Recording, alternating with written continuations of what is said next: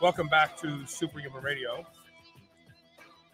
We're joined by Dr. Priscilla Samuel. Welcome to the show, Dr. Samuel. And you are with Blue California, is that correct? Oh, we can't hear you. Your audio is not coming through. Are you muted? There we go. That's better. There we go. You are with Blue California. Tell us what is Blue California? Yes. Thanks for having me on your show. I'm Dr. Priscilla Samuel, and I serve as the Chief Science Officer for Blue California.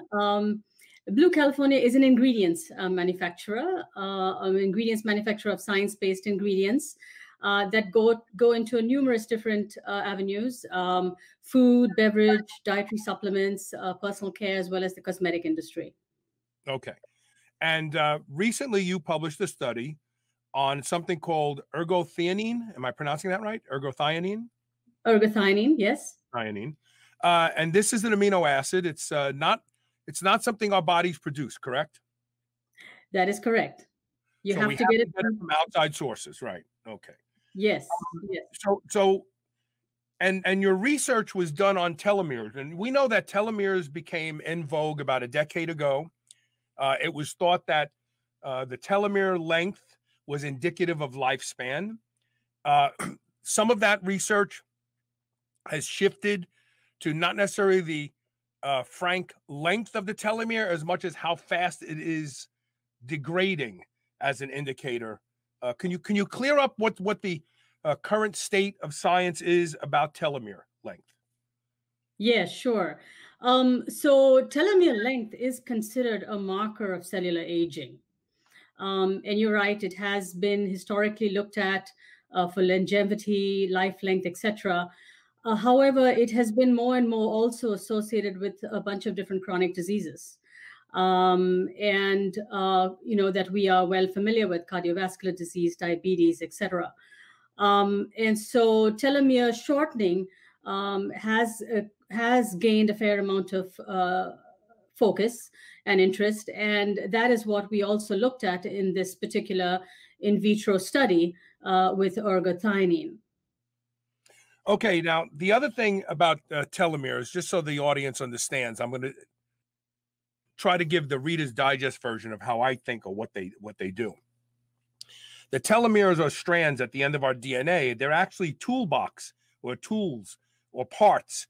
So as the DNA replicates again and again, it may become damaged, and the DNA pulls replacement parts from the telomere to repair the DNA. Is that accurate? Yeah, so telomeres are sort of these protective little end caps at the end of our chromosomes, much like what the little plastic tips at the end of shoelaces. Right. So they protect the chromosomes from fraying during the cell cycles. So DNA, basically replicate numerous times, and the telomeres protect those of the fraying, but also protect from the loss of valuable genetic information during those different cell divisions.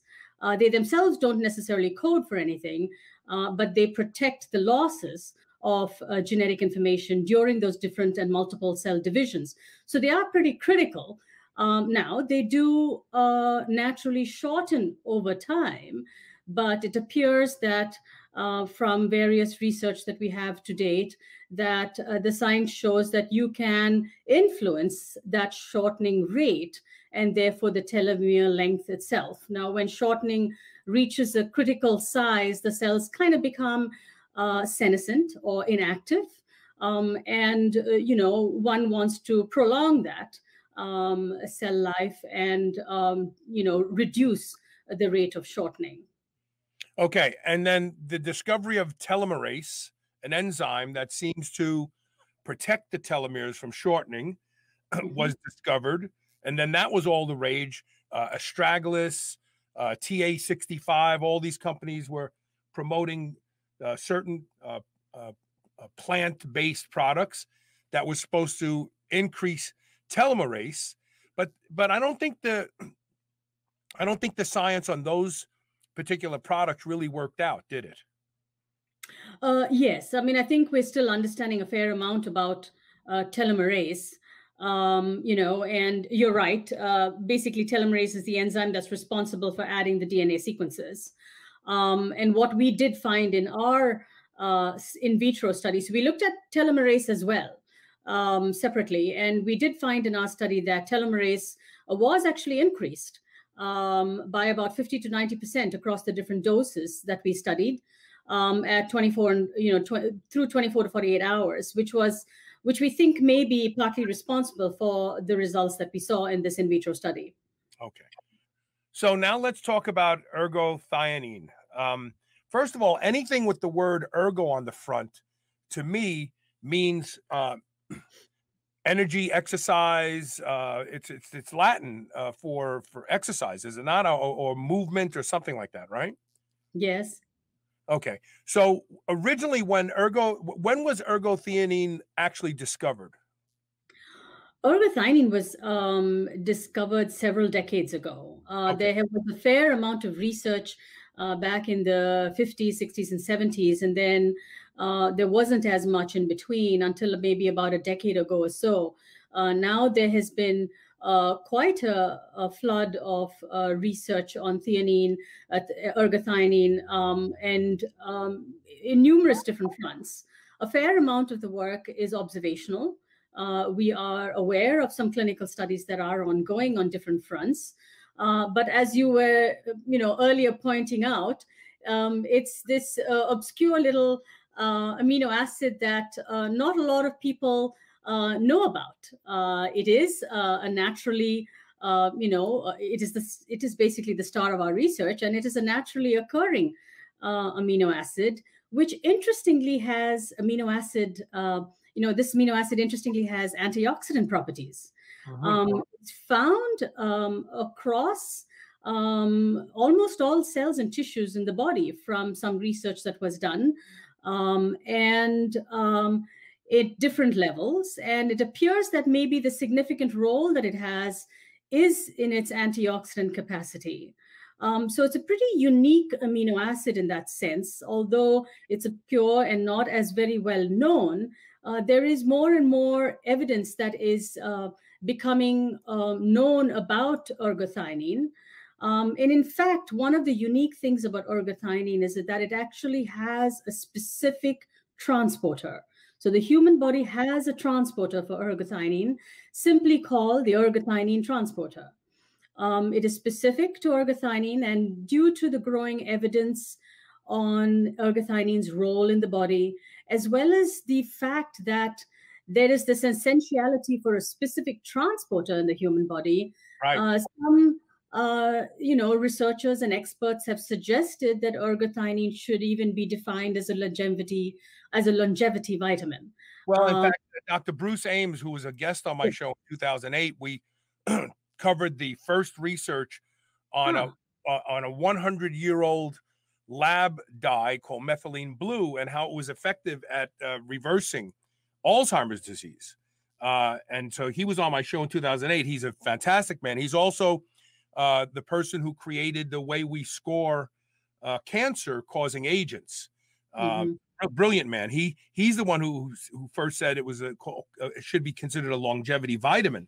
The fact that we have a transporter is even more fascinating, because this means, to some degree, and correct me, from an evolutionary perspective, it was important to us, and we had access to it in order for our body to have encoded, if you will, or bio-generated a transporter for it, right? The fact that we have a transporter for it means it's not just some, we don't have to worry about that. It means it's important to our body.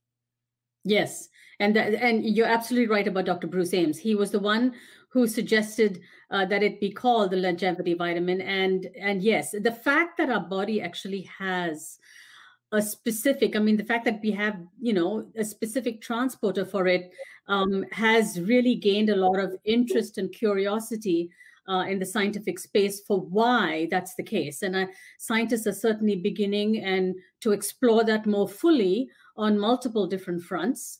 And hopefully in the coming years, we'll understand more about that. But, the essentiality of that transporter is central to the uniqueness of ergothioneine and why our bodies might require it. So ergothioneine is something that throughout evolution we have gathered and consumed in our diet from a variety of foods. Talk about your research. What kind of doses did you use in the research that you did, and what can we learn from what may be optimal for the human being? Yeah, I can answer some of those questions, but not all. So this was an in vitro study, and it's really the first of its kind in terms of telomeres. It's the first study to look at telomeres and ergothioneine. We looked at 0.3 to 1 milligram per mil concentrations in the cells. With regards to what are those doses and why are those doses relevant, those doses are in fact relevant in the context of they are reflective of physiological levels that we see in the human cells and tissues. However, to answer your third question, what dose do we think, sort of may be important, if, as the future? I believe we do need more clinical studies, to understand, effective doses of ergothioneine that might actually be influential, be it cognition or heart disease or any other disease that we might look at. Do you take it now, by any chance? Yes, it is available in. Yeah, I saw that. So what dose do you take? Just curious. It's a 5 milligram dose that is available. So 5 to 10 milligram dose is something that people would normally take. The people I know that, especially at our company, and also the ones that we produce based on what we produce. Do you think that it would be wise to stack it with with the Astragalus? Astragalus has some research on it and its ability to increase telomerase. Do you think that it would be wise to take them together? I can't necessarily, speak to that combination because I don't believe they've actually been studied together. It's possible, that the two, along with other nutrients in the diet, such as omega-3s, vitamin E, C, A, D, are other nutrients that have been found to influence telomere length or have been either associated with telomere length. There are a few intervention studies along those lines as well. So I would say, for one who is interested in protecting telomeres and telomere length and its possible effect and potential effect on healthy aging, longevity, its influence on chronic disease, I believe a healthy diet with some of these nutrients in them, either from dietary sources or from supplemental sources, would be a good idea. I think in today's environment with people, as we were just talking with Mark Bell a moment ago about diet in general, and the reality is that most of our diets have been co-opted to one degree or another because of, a deer knows what to eat. If a deer is in the woods, they know what to eat. Wild animals know what to eat. Humans, we've forgotten what to eat because we have been growing crops so that we don't have to go out and hunt and gather anymore. So it's hard for us to instinctively know what is good to eat. And the other thing is that most of us eat far less than we should because we are less active than we should be. I want to make sure people understand. I'm not suggesting that everybody be obese.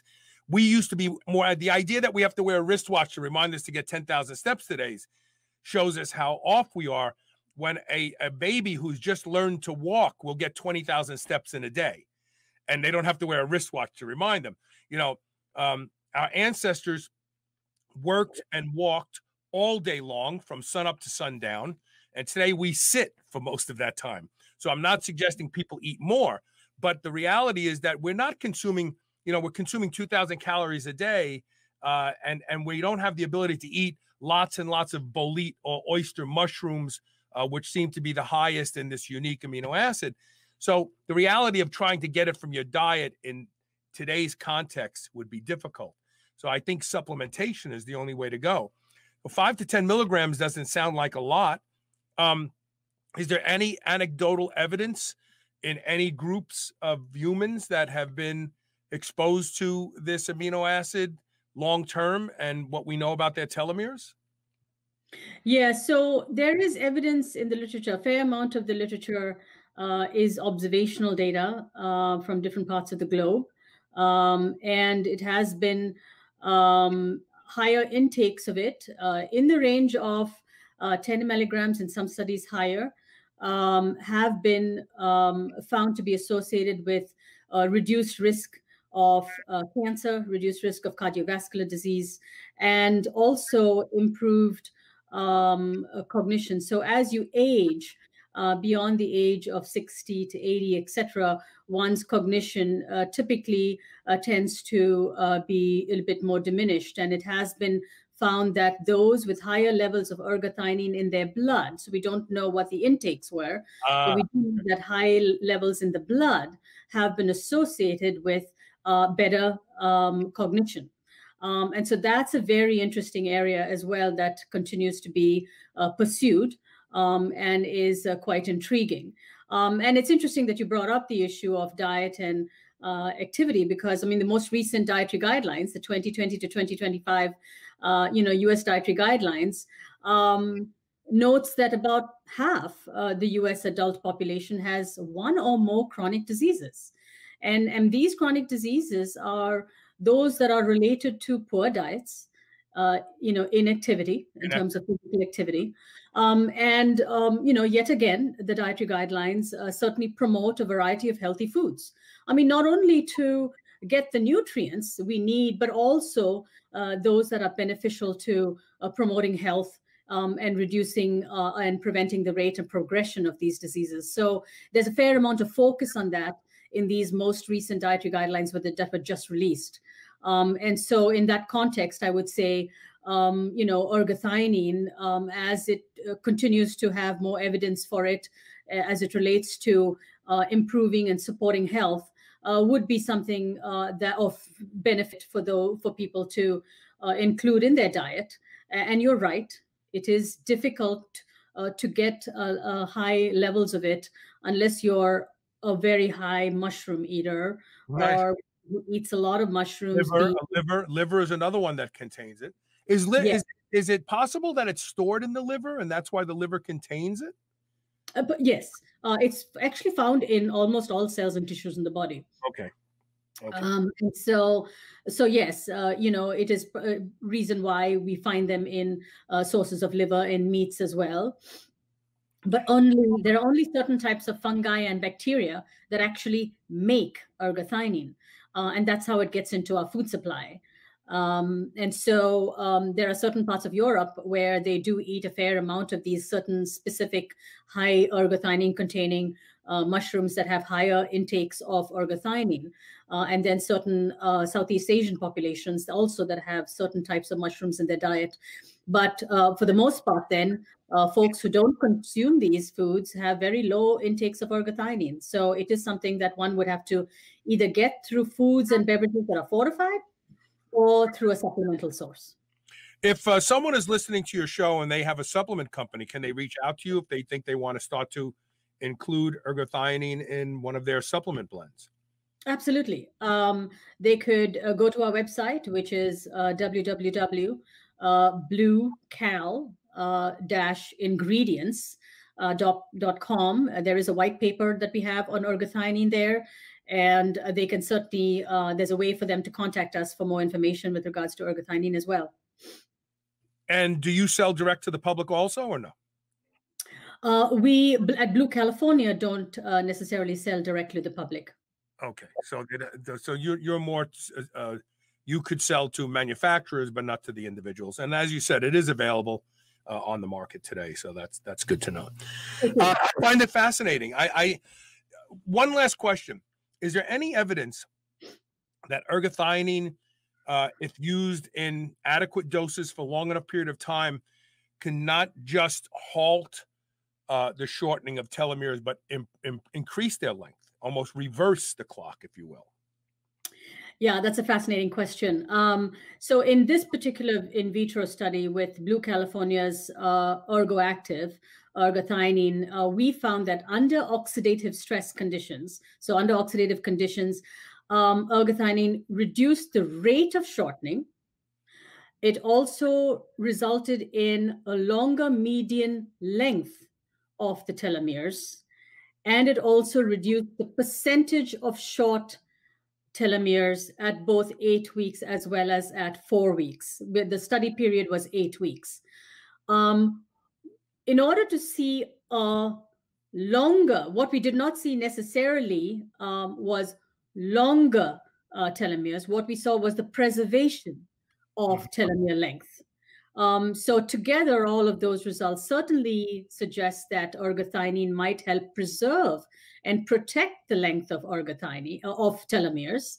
And that in itself is very valuable because as part of the natural process, telomeres do shorten over time through the multiple cell divisions. So to protect their length would be key. Increasing their length, I'm not aware of a lot of research that actually has shown that per se. But again, as I mentioned earlier, more clinical research is needed, clinical trial research is needed to show and to look at that as well. Robert Thompson, I just put his comment up. Yesterday, we were talking about mushrooms. There's some evidence that people who eat mushrooms end up having a higher fungal overload.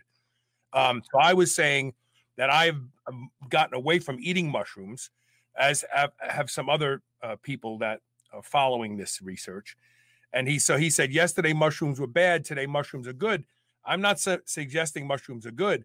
While oyster mushrooms and bolete mushrooms are highest in ergothioneine, that first one right there, liver, is an important one. And something else that the doctor said was that all tissue has some amount of ergothioneine in it. So I would argue that muscle tissue from cows have ergothioneine in it. And maybe that is why we talked about a study in 2018 that showed that beef, they studied 6 foods and 9 vegetables. And the only thing that lengthened telomeres was the beef. And I'm going to find that link and I'm going to post it on Facebook later. And I would suggest that the reason that beef increased telomere length was because of the concentration of ergothioneine in it. Just shooting in the dark. I didn't know about ergothioneine back then. So I am not suggesting that people go out and eat mushrooms. We talked about this yesterday on the show, just casually, that there is a mounting body of evidence that people carry high fungal loads. They end up with neuropathies. They end up with a bunch of diseases that are considered diseases of modernity. That we now know that ALS, a study was just published that shows that ALS has now been linked to a fungal infection in the brain, and most likely comes from inhaling these fungi that get it right into the brain.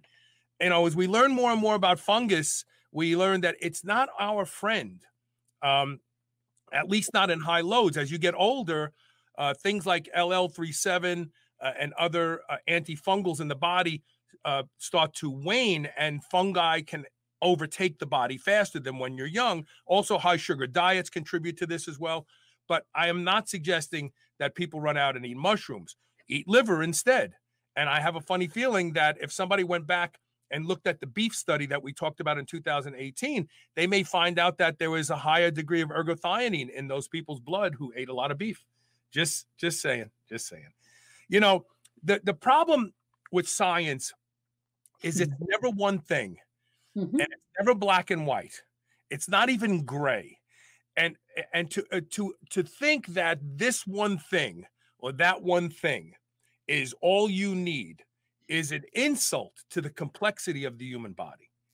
The human body is so complex, beyond our wildest dreams. We're learning every day. Now the microbiome is all the rage. And does it affect health, or is it a watermark of what's going wrong? I mean, I am not suggesting you go out and eat mushrooms, Robert, but I am suggesting that you pay attention to ergothioneine, and probably in a supplement better than trying to eat a bunch of oyster mushrooms every single day.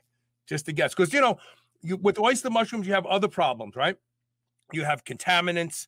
You have you don't have to worry about organic when it comes to mushrooms because they literally grow overnight. So there's no need for pesticides. Quite often, fungicides will kill them. Think about that. And so, you know, I'm not suggesting that, but there are other things that ride along. If you start eating a lot of mushrooms, who knows? Maybe you're going to get a zinc overload or a copper overload. I think supplements work better when we learn this kind of stuff. I think take 5 to 10 milligrams a day and cover your bases. That's it. What do you think about that statement, doctor? Sure. And I think with ergothioneine in particular, the levels in the US diet are really, really low. I mean, we're talking about 1 to 2 milligrams in the diet. You know, and so getting it with the typical US diet would be difficult unless one changes the diet dramatically. So I would say that a supplemental source is a doable and something that could be recommended, certainly, even though we are still in need of additional clinical research, randomized clinical studies, and more research. There certainly appears to be a fair amount of observational data that certainly points to ergothioneine as being having an important role, a potential role that we will continue to learn more about. And so, you know, starting with 5 to 10 milligrams today until we know and have a better idea of what those doses might actually be, as most studies are done, I think is a reasonable level. Those are actually in the ballpark of doses that are consumed in some parts of Europe with the diet, but they have a very different diet. And so that's certainly, you know, something to definitely keep in mind, because oxidative stress and inflammation are certainly known to affect telomere length. And also conditions in our body that create more, such as diabetes, cardiovascular disease, hyperglycemia, hypertension. All of these create even more oxidative stress and inflammation. So protecting the body from this with a variety of foods and a healthy diet is certainly a cornerstone to one's lifestyle and is needed. You know, because the other thing that we do know from the research is that lack of exercise, smoking, high amounts of alcohol, stress, all of these also affect telomere length. So a healthy diet and physical activity certainly is very important. Yeah, he's funny. He said flame broiled beef double whopper, $3 offer at Burger King, half-pound beef. I don't know if it's all beef, to be honest with you, but yeah, beef, the study we talked about, I'm going to dig it up and put it up on Facebook for you, Robert. I don't know if we're friends on Facebook, but I'll tag you. It was fascinating. It just shows that beef is not bad for you. Listen, Dr. Samuel, I want to thank you so much for making time to come on the show today. Thank you so much for having me. I appreciate you having me, and also your interest in ergothioneine and telomeres. And I look forward to hopefully being on your show in the future when we have more research as well. Yes, I would love that. I love it, love it, love it. Thank you so much. You take care. Thank you. Goodbye. And that's it for today's show. Mark Bell is great, isn't he? I love Mark. And this is good research. Anything that improves telomere length or keeps them from getting shorter faster will help you in the long run. You don't want senescent cells. We've been talking about senescent cells for a long time. In fact, I took my 6 milligrams of rapamycin today. I take 6 milligrams once a week to keep those senescent cells in check. Twice a year, I take zithromycin, which really gets rid of senescent cells very quickly. And of course, one bout of heavy resistance training reduces senescent cells in muscle tissue by 60%. That quickly. So get into the gym and train, do your cardio in the morning, try your 10-minute walks like Mark was talking about. I think I'm going to go take a 10-minute walk right after I shut the camera off and then come back and finish my duties. Stay active. That's the key. That is the key. Stay active. And it makes up for a lot of mistakes that you make. Really, really does. All right. Share today's show. Help people out. It's 2021. Let's rock and roll. We'll see everybody tomorrow. Oh, Dave Pulsinella's coming on tomorrow. The comeback kid. His story is fascinating. You want to be inspired? Stay here for tomorrow's show. Be here for tomorrow's show. We'll see everybody tomorrow. Thank you for being here today.